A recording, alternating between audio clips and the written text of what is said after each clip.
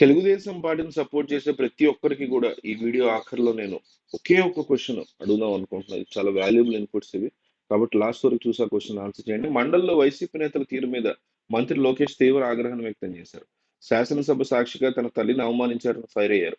జగన్ కుటుంబం గురించి తాము ఏనాడు మాట్లాడలేదని స్పష్టం చేశారు.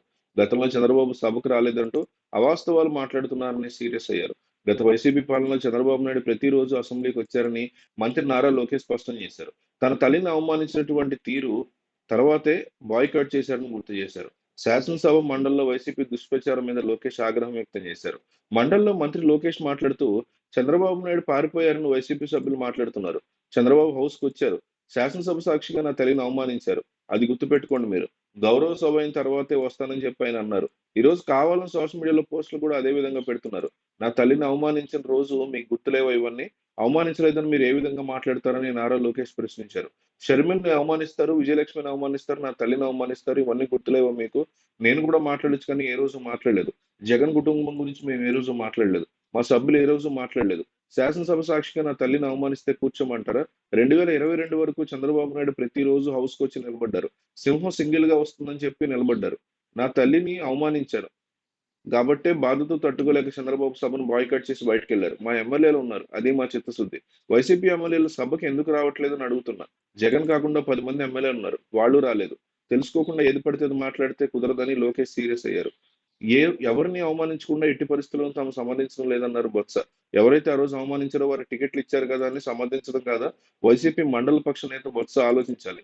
రాష్ట్ర ప్రజల్లో ఆనాడు చూశారు. అన్ని రికార్డెడ్ గా ఉన్నాయి. బొత్స ఎందుకు సమర్థిస్తున్నారో నాకు అర్థం కావట్లేదని లోకేష్ వ్యాఖ్యానించారు. శాసనసభలో చంద్రబాబు మాట్లాడుతూ మాకు ప్రతిపక్ష హోదా లేకుండా చేస్తామన్నారు. ప్రజలు వాళ్ళకు ప్రతిపక్ష హోదా లేకుండా చేశారు. ప్రతిపక్ష హోదా నాయకులు ఇచ్చేది కాదు, ప్రజలు ఇవ్వాలి. ప్రజాస్వామ్యంలో హోదాల్ని ఎవరు శాసించలేరు. ప్రతిపక్ష హోదా ఇస్తేనే వస్తామంటున్నారు. రఘురామ అప్పుడు రాష్ట్రానికి రానివ్వని వాళ్ళు ఇప్పుడు సభకి రాలేనటువంటి పరిస్థితి వచ్చిందని చంద్రబాబు ఎద్దేవా చేశారు. ఇది దేవుడు రాసిన స్క్రిప్ట్. అసెంబ్లీని కౌరవ సభగా మార్చారు. గౌరవ సభ అయ్యాకే వస్తామని శపథం చేశారు. జగన్ అవమానించిన వ్యక్తి స్పీకర్ అయ్యారు. జగన్ ఎవరినైతే చంపాలనుకున్నారో ఆ వ్యక్తి డిప్యూటీ స్పీకర్ అయ్యారని చంద్రబాబు నాయుడు వ్యాఖ్యానించారు. అయితే నాకు ఓన్లీ క్వశ్చన్ ఏంటంటే ఈరోజు మండల్లో లోకేష్ మాట్లాడేటువంటిది 100% కరెక్ట్ పాయింట్ అనిపిస్తుంది. ఎందుకంటే ఎవరనేది కాదు. ఈ ప్లేస్ లో లోకేష్ ఉన్నా జగన్ ఉన్నా మనం సపోర్ట్ చేయాలి. ఎందుకంటే తల్లిని అవమానించినటువంటి వాళ్ళకి అవతల పార్టీ వాళ్ళు వెంటనే సస్పెన్షన్ వేయడమో లేకపోతే చర్యలు తీసుకోవడమో క్షమాపణ చెప్పించడమో చేయకపోగా అది చాలా నార్మలైజ్ చేసేస్తూ ఆఖరిలో టికెట్ కూడా ఇచ్చారు అదే వ్యక్తి. మీకు తెలుసు ఆ వ్యక్తులు ఎవరో కూడా. సో దీన్ని మీరు ఎట్లా చూస్తారు? లోకేష్ మాట్లాడేది కరెక్టా లేదా రాంగా? కంపల్సరీ మీరు కామెంట్ చేయండి. ఈ విషయం ఈ వీడియో నేను లోకేష్ సన్నిహితుల వరకు పంపిస్తా. ఇది నా ప్రామిస్. కానీ లోకేష్ మాట్లాడేటువంటి తీరు చూసి మండల్లో ఈ వీడియోలో జనం ఏమనుకుంటున్నారో తెలియాలి ఆయనకి.